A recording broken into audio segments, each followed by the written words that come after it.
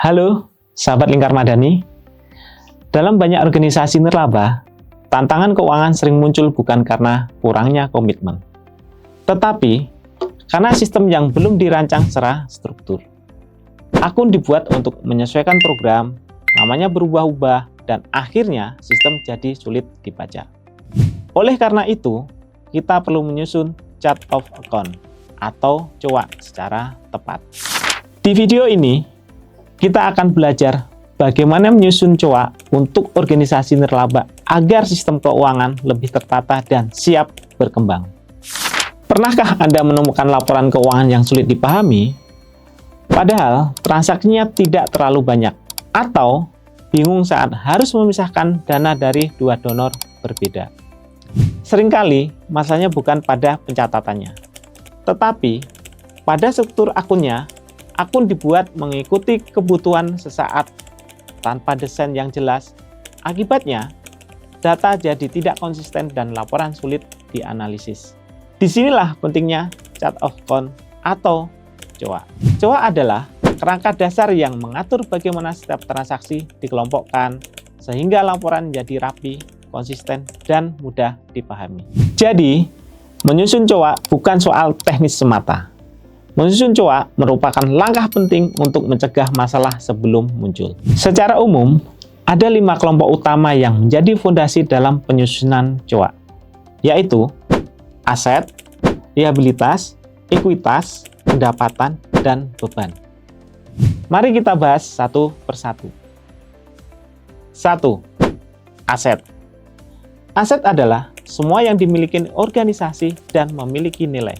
Contohnya, kas di tangan, saldo bank, piutang, perlengkapan, hingga aset tetap seperti laptop atau kendaraan. 2. Liabilitas. Liabilitas adalah kewajiban atau utang organisasi, misalnya utang ke vendor, pajak yang belum dibayar, atau dana titipan yang belum digunakan. 3. Ekuitas. Ekuitas adalah selisih antara aset dan liabilitas. Dalam organisasi nirlaba, ini bisa berupa akumulasi, surplus, atau dana bersih yang dimiliki organisasi. 4. Pendapatan. Pendapatan adalah semua penerimaan organisasi, bisa berasal dari hibah, donasi, iuran anggota, atau hasil kegiatan. Di organisasi nirlaba, penting untuk memisahkan pendapatan berdasarkan sumbernya. 5. Beban.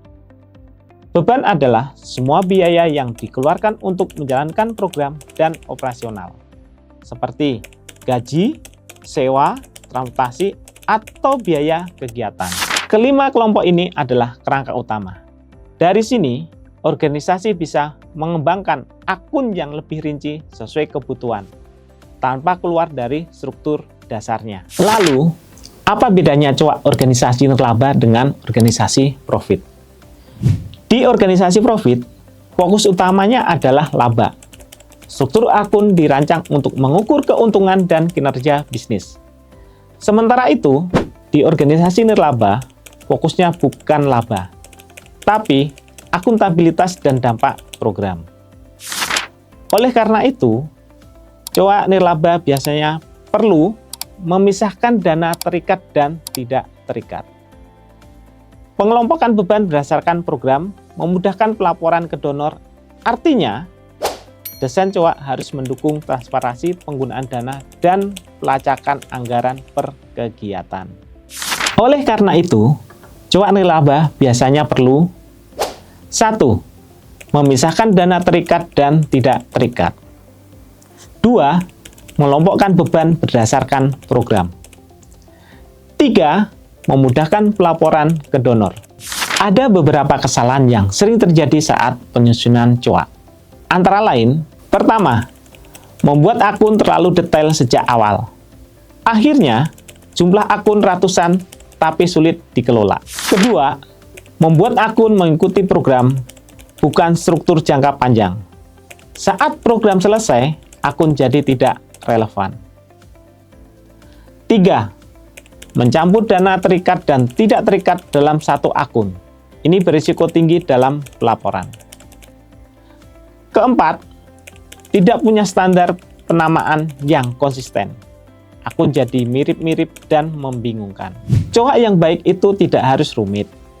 Yang penting logis, konsisten, dan bisa mendukung pertumbuhan organisasi. Menyusun coak bukan sekedar membuat daftar akun. Ini tentang merancang sistem yang membuat keuangan organisasi rapi, transparan, dan siap berkembang. Kalau fondasinya benar sejak awal, organisasi tidak perlu terus memperbaiki sistem setiap kali tumbuh. Karena keuangan yang tertata adalah kunci kepercayaan dan keberlanjutan.